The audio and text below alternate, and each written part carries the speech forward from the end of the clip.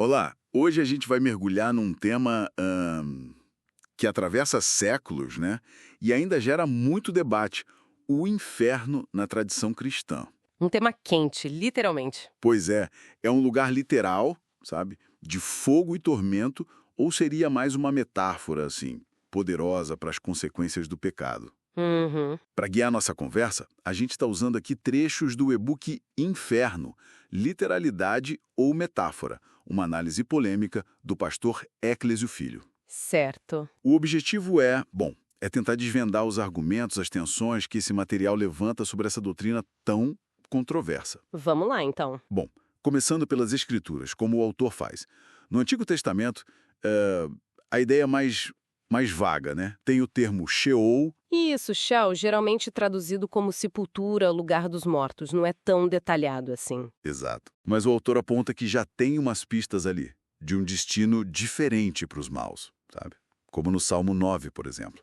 Sim, uma diferenciação inicial, digamos. Agora, é no Novo Testamento, né? Especialmente com Jesus, que a imagem fica, assim, muito mais forte. E, vamos combinar, bem perturbadora. Com certeza, Jesus usa o termo Geena. Isso, Gena. E aqui o contexto é fundamental, né? O e-book ressalta muito isso. Geena era o Vale de Rinom, um lugar real mesmo, ali perto de Jerusalém. Exato. E não era um lugar qualquer, tinha um histórico bem sombrio, né, de sacrifícios pagãos a Moloque. Terrível.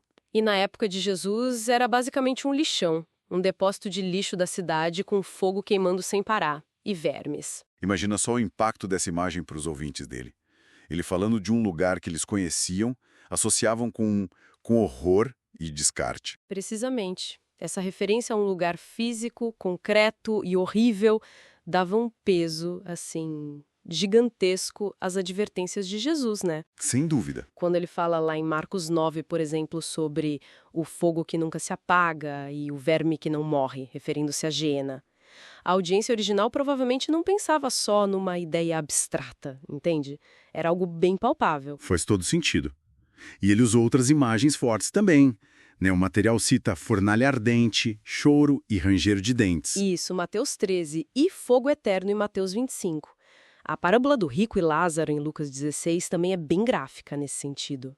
Essa linguagem vívida é a base para muita gente que defende uma visão literal. E essa visão literal, então, ela não ficou só lá nos tempos bíblicos, certo? O material que a gente está vendo menciona que ela se consolidou bem cedo na história da igreja. Sim, o autor aponta para os pais da igreja, nomes como Inácio, Justino Mártir, Irineu, Jerônimo, Crisóstomo. Figuras importantes. Exato. Para muitos deles, o inferno era entendido, sim, como um lugar real de sofrimento consciente, eterno e com fogo mesmo.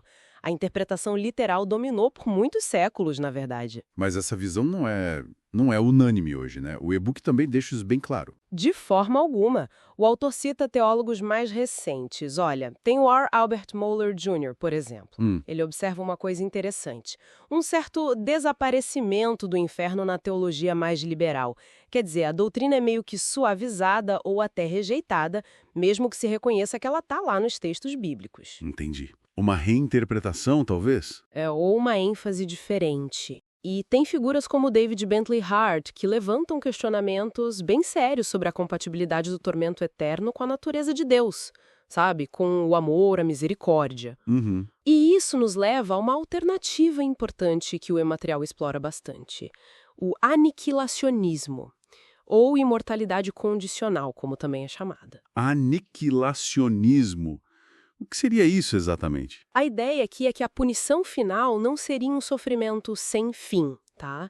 Mas sim a destruição completa. O fim da existência para os condenados.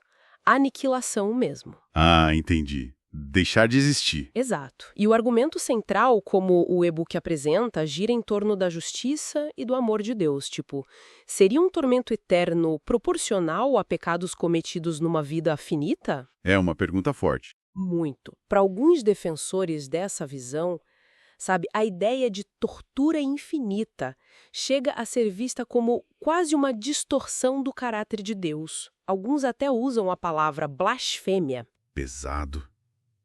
Então, O cerne da questão toda, segundo a análise do pastor Eclésio Filho, é essa tensão aí, né? Fundamental. Exatamente. Como conciliar a justiça divina, que parece exigir uma punição séria para o pecado, visto às vezes como uma ofensa infinita contra Deus, com o amor e a misericórdia divinos, que tornam difícil aceitar um sofrimento eterno, talvez sem propósito. Precisamente. É aí que os argumentos batem de frente, né? De um lado, os defensores da literalidade. Eles se apegam à linguagem direta da Bíblia, fogo, vermes, choro. A linguagem forte de Jesus e dos apóstolos. Isso, a autoridade deles, a longa tradição da Igreja e a ideia de que a justiça divina exige sim uma punição severa para a rebelião contra um Deus santo. E tem a urgência da mensagem de salvação também, que pesa aqui. Certo. E do outro lado? Do outro lado, estão os críticos da literalidade, ou os que propõem o simbolismo e aniquilação. Eles argumentam que essa linguagem de fogo e vermes é figurada, né? Típica do estilo apocalíptico, de visões. Questionam se um tormento sem fim seria mesmo compatível com um Deus que é amor e misericórdia. Levantam o problema da proporcionalidade que a gente falou. A questão da justiça de novo, mas por outro ângulo. Exato. Vem a aniquilação como uma alternativa que respeitaria a justiça, mas sem implicar tortura infinita. E consideram também o contexto cultural da época, a evolução do pensamento teológico ao longo dos séculos. Fica bem claro, então, que o material do pastor Eclésio Filho não está ali para dar respostas fáceis, né? De jeito nenhum. Ele expõe mesmo a complexidade, a persistência dessa polêmica toda. Mostra que é um debate que desafia profundamente a fé, a nossa compreensão sobre Deus, sobre o pecado, sobre o destino final.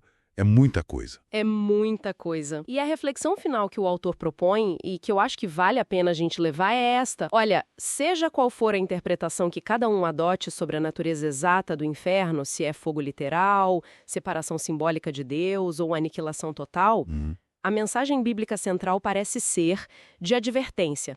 Uma advertência séria sobre as consequências do pecado e sobre a importância, a urgência das escolhas que a gente faz nesta vida. Certo. Então, a questão que fica ecoando, né, é como que a nossa própria concepção sobre o que acontece depois da morte, como isso influencia a nossa fé, as nossas ações, o nosso senso de urgência espiritual aqui e agora. Uma pergunta para cada um refletir, sem dúvida.